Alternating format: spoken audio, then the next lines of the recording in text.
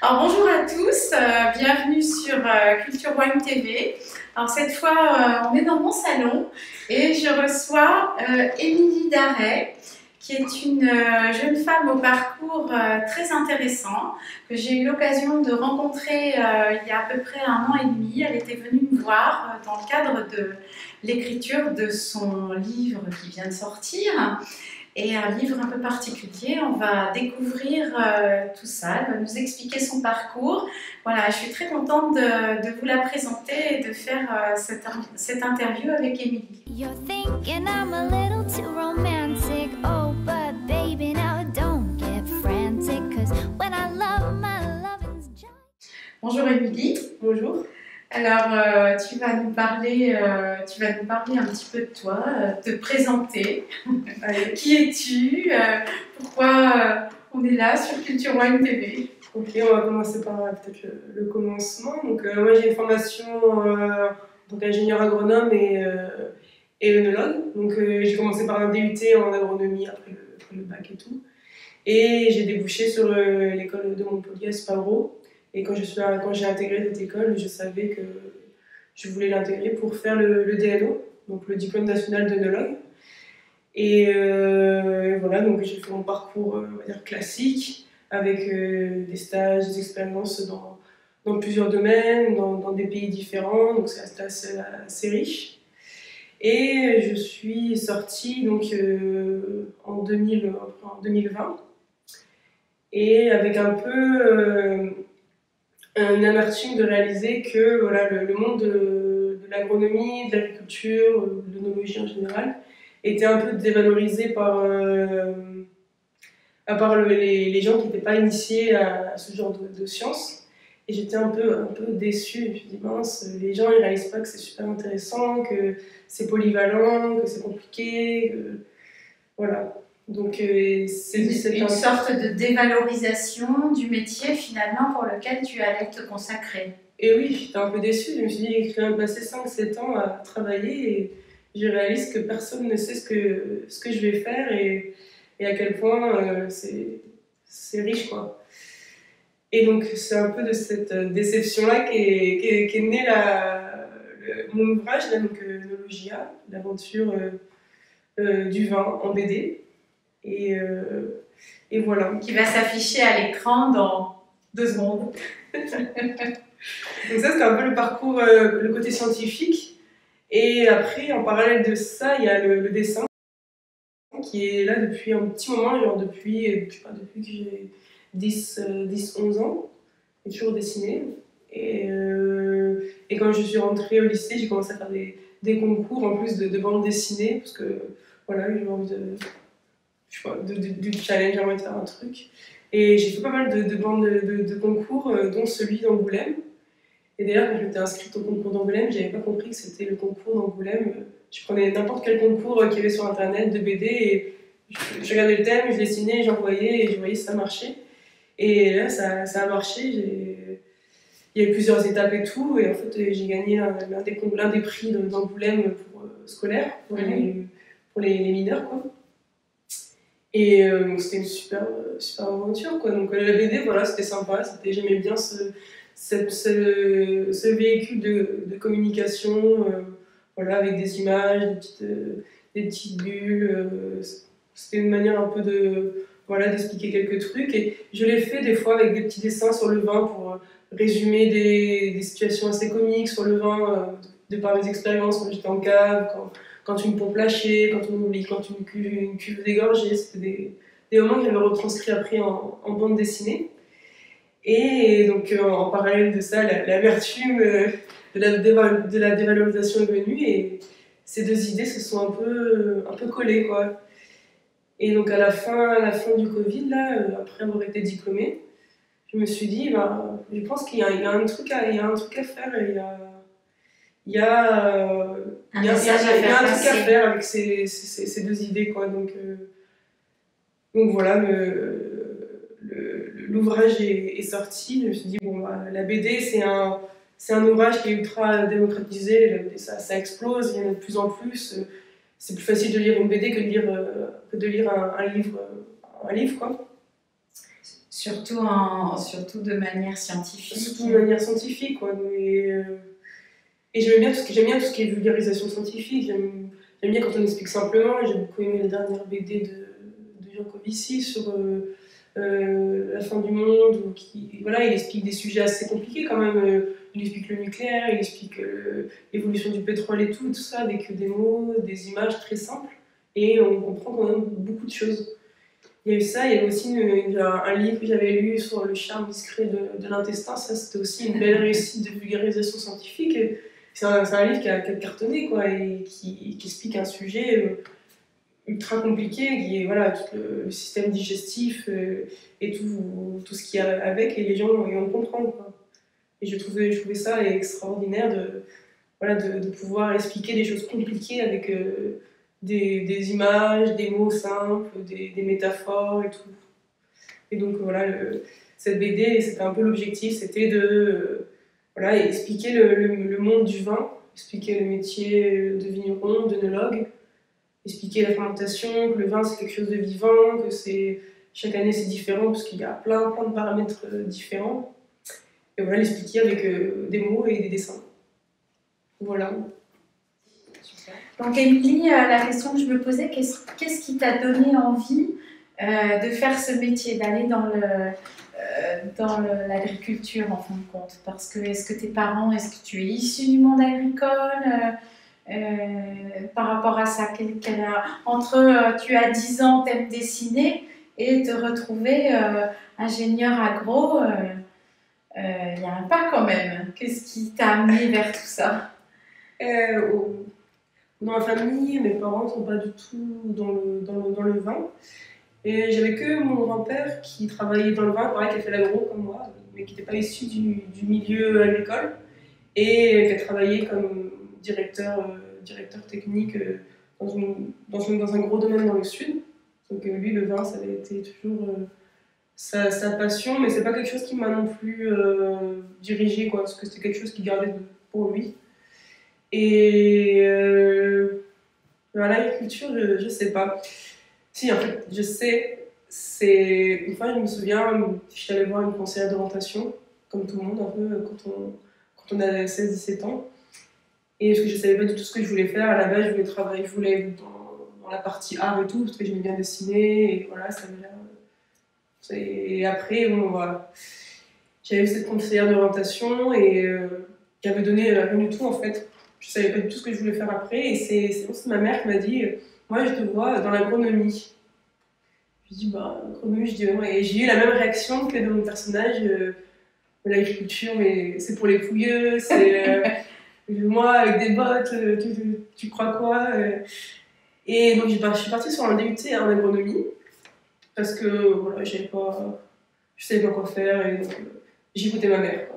D'accord. Je suis partie dans ce DUT en agro, parce que j'aimais bien les sciences aussi, j'étais très bonne en SVT, donc bah, pourquoi pas, faut aller pire, on changera, quoi.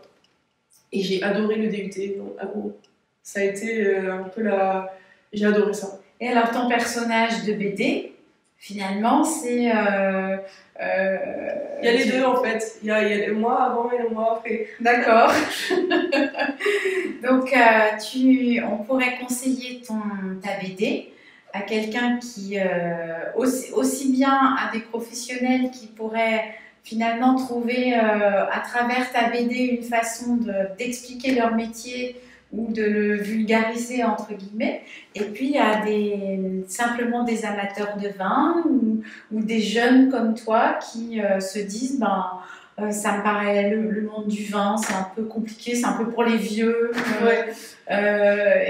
Et finalement, de voir une jeune femme comme toi avec ce dynamisme et faire ce parallèle avec le dessin, je trouve ça juste extraordinaire. Il y a vraiment il y a une super contribution. Pour moi, il y a une super contribution au monde en faisant ça. Après, pour le public visé, je vois plusieurs. Il va être assez large. Il va des professionnels, pour, comme tu dis, présenter, l'utiliser comme une petite communication sur leur métier et sur leurs produits. Je pense aussi que les professionnels, moi j'ai appris pas mal de trucs en fait en faisant la BD, j'ai fait beaucoup de recherches et tout, donc je pense donc qu'ils peuvent encore apprendre peut-être quelques petits trucs des petits, hein, mais Ouais. j'espère qu'ils n'apprendront pas la vinification, c'est pas l'objectif. Mais moi, j'ai appris vraiment pas mal de petites, voilà, des petites histoires sur le vin et tout. Donc je pense que ça peut être un moyen un peu de redécouvrir voilà, quelques notions. Et après, voilà, ils s'adressent surtout à ceux qui s'intéressent un peu au vin. Donc là, ils ont vraiment un éventail, voilà, d'une vinification, parce qu'il existe plein de vinifications différentes, mais au moins une vinif assez standard, je veux dire. Et voilà, de voir un peu quelles sont toutes les étapes et tout. Il peut aller jusqu'à vraiment bien, les sujets peuvent être approfondis assez fortement, quoi, parce qu'on parle de la fermentation alcoolique, les levures indigènes et tout, on parle des tanins, on parle des anthocyanes. On peut vraiment, si on la lit consciencieusement, apprendre vraiment pas mal de notions assez profondes, quoi. Comme on peut la lire assez superficiellement, juste pour voir que le vin, il y a les grappages, il y a la fermentation alcoolique, la fermentation malolactique. Ça dépend en fait à quel degré on l'apprend, quoi. Et alors là, comme tu as terminé tes études, maintenant tu travailles en tant qu'œnologue conseil donc dans le sud. Ouais. Donc tu visites plein de domaines. Tu apportes des conseils aussi bien en agriculture, enfin en viticulture qu'en œnologie. Et alors, est-ce que tu sens que ton personnage est à sa place? Mon personnage... Toi et ton personnage. Est-ce que tu te sens à ta place dans ton métier? Est-ce que tu as fait ce bon choix? Est-ce que tu es vraiment bien dans tes choix, dans ce que tu as... Le fait d'avoir fait œnologue? Oui. Pour l'instant, plusieurs fois on me pose la question, est-ce que tu voudras te consacrer entièrement au dessin, si jamais ça marche bien et tout, et la réponse pour l'instant est non, parce que j'aime beaucoup ce que je fais, quoi.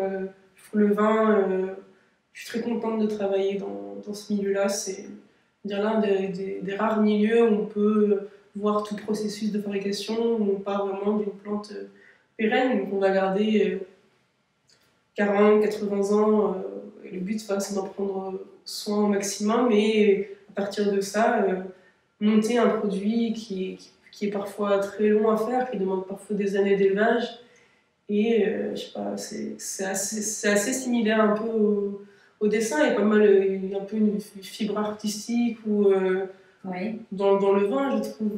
On choisit ses fûts, on choisit la vinif qu'on veut faire, on les assemblages, on choisit, on prélève, on met quelques gouttes de ci, quelques gouttes de ça, et on fait quelque chose qui nous ressemble, quoi. Ou quelque chose moins qu'on aime. Donc je trouve ça c'est un peu artistique, je trouve aussi le métier d'œnologue, et j'aime beaucoup ça. D'accord. Et après la partie vigne, voilà, faire grandir quelque chose, je trouve ça, j'adore. Donc en fait tu es l'œnologue dessinatrice, enfin je sais pas comment on pourrait dire en fait, voilà, tu fais pour toi ton métier, tu l'as transformé en art. C'est un peu, oui. Génial. Et je trouve que la plupart des œnologues, quand on les voit, quand ils font les assemblages, là, je le vois surtout cette année en travaillant avec d'autres œnologues, c'est quelque chose de très.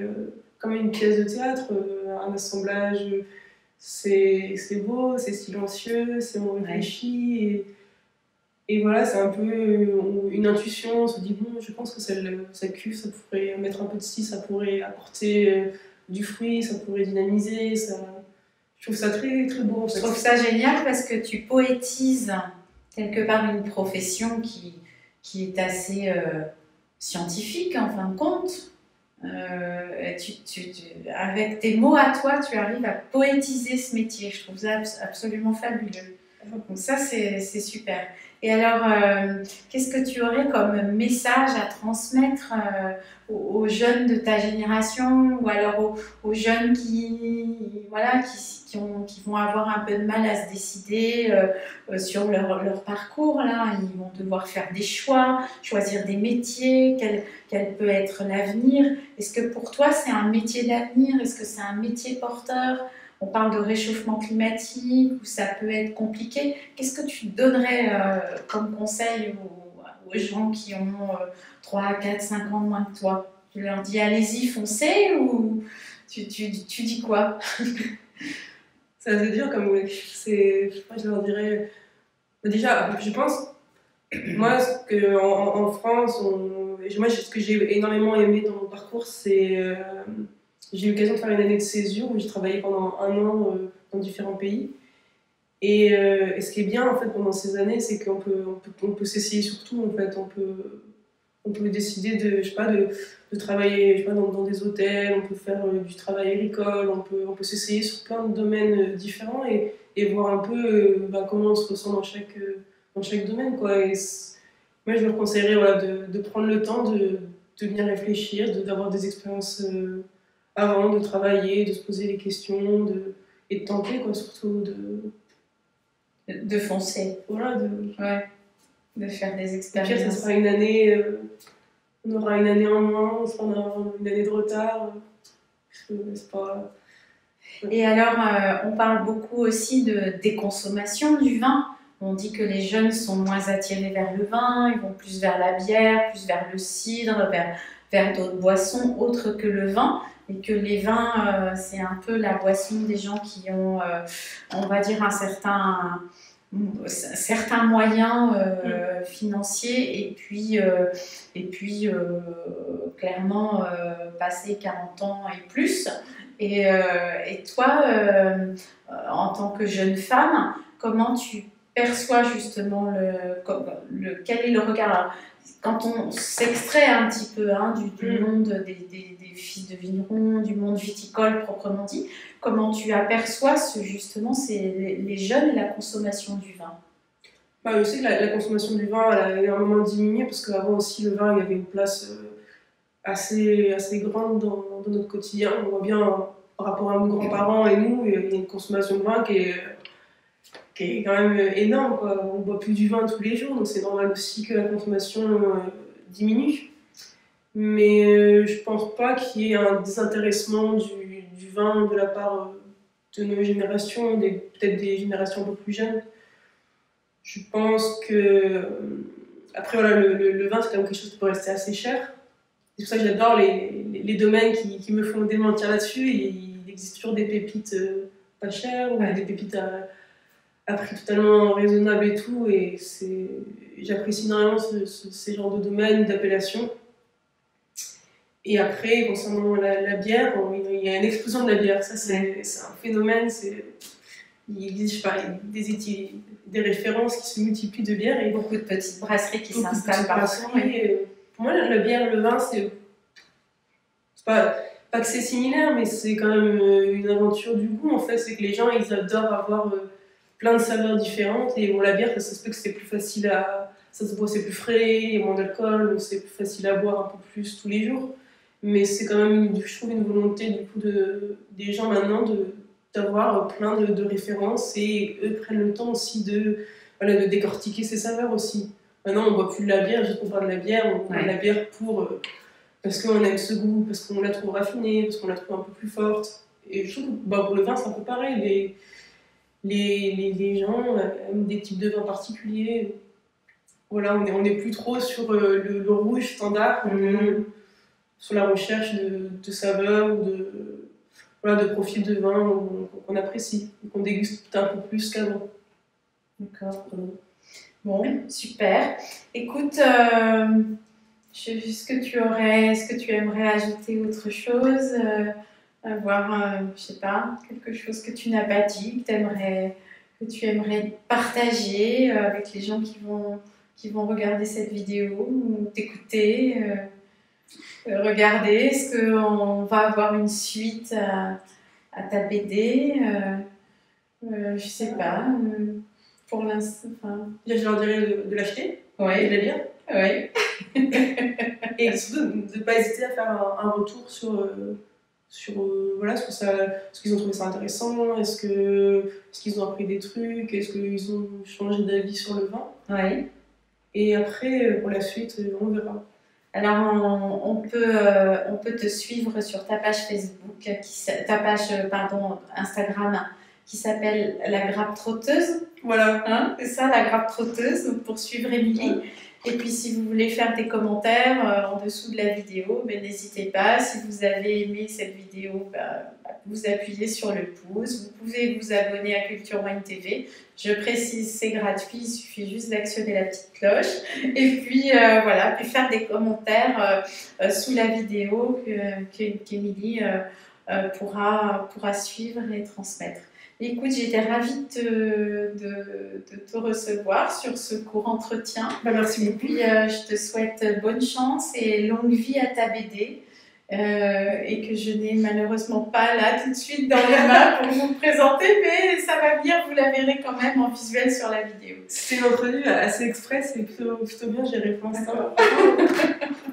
Bon, à bientôt Émilie. Merci. Bonne année en tout cas. Merci. You're thinking I'm a little too romantic, oh, but